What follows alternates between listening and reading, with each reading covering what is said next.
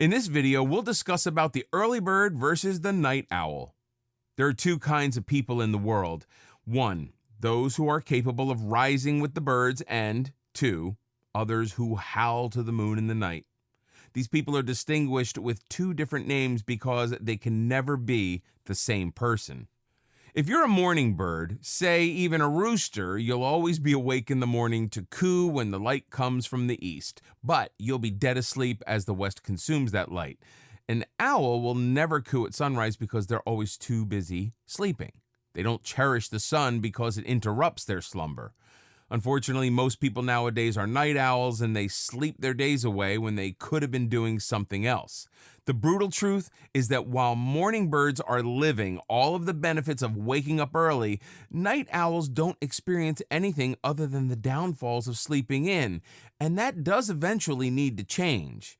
Another issue is that once you've chosen a side, it's hard to convert to the other side. Seeing an early bird rise will annoy the owl as it tucks its feathers tightly over its beak. When the early bird watches the owl sway hypnotically in their sleep, they'll always feel frustration and angst towards the owl since they'll never be awake in the morning with everyone else. Once in a while, a balance can break between the two, where the afternoon becomes the overlapping hour, but time after that is simply too different to acquaint with. In the end, the truth is told that humans aren't owls. We can't be nocturnal creatures because that's not how we were made to be.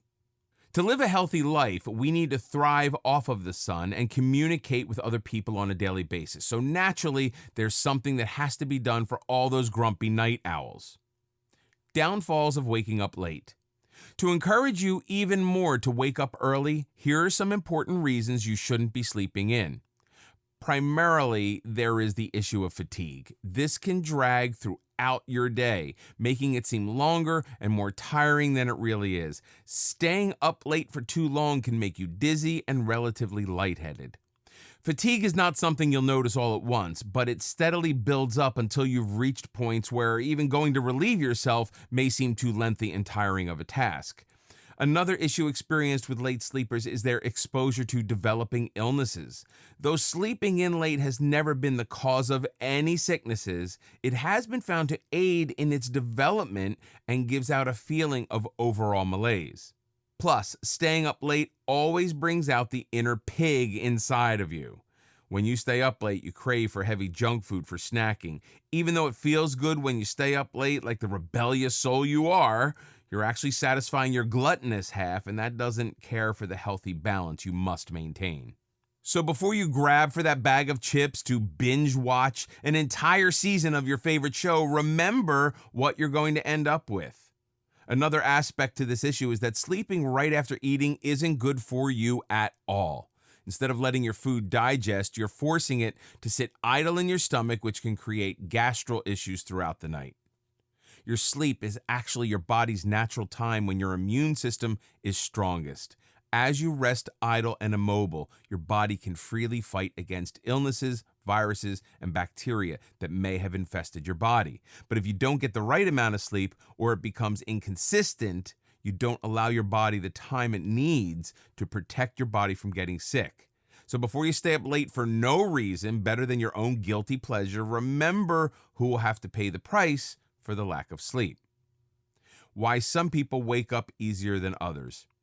As humans, we're all made differently. Some people can apparently wake up fresh as a daisy, as though stabbed with adrenaline. Otherwise, there are horrible sleepers that collapse off the bed and come crawling out of the sheets as though they fought with the pillows and lost. Whichever you are what you are. And most of the time, there isn't much you can admittedly do about it. What you can try to do is change the time you come either crawling or pouncing out of your bed. Some people fail to sleep on time, get enough of it, or just resort to a more lethargic life than others, which makes them less energetic than most. Whichever it is, if it's affecting your mornings, you might want to change your ways. Sometimes on days when you work more, perhaps exercise or do heavy lifting and muscle work, your body requests more rest than usual. If this builds up faster than your metabolism can handle, you'll probably develop longer sleeping periods than others. Too many things affect the way you sleep. The positions you sleep in are an important factor. If you move around, you'll probably wake up more than someone who sleeps in one position.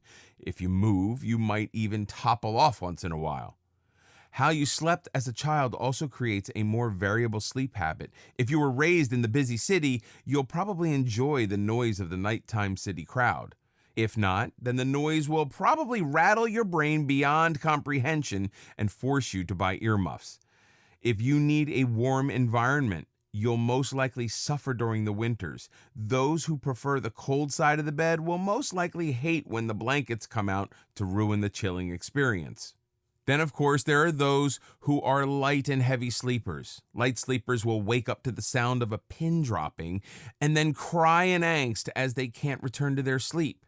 Those who are heavy sleepers will sleep through their alarm clock and then curse the darn thing when they're late for work. It's all extremely variable, and there is no solid answer to why we all sleep differently. All you can do is try to understand yourself and your personal needs to make your sleep more comfortable and fulfilling so you can wake up as nicely as possible in the morning.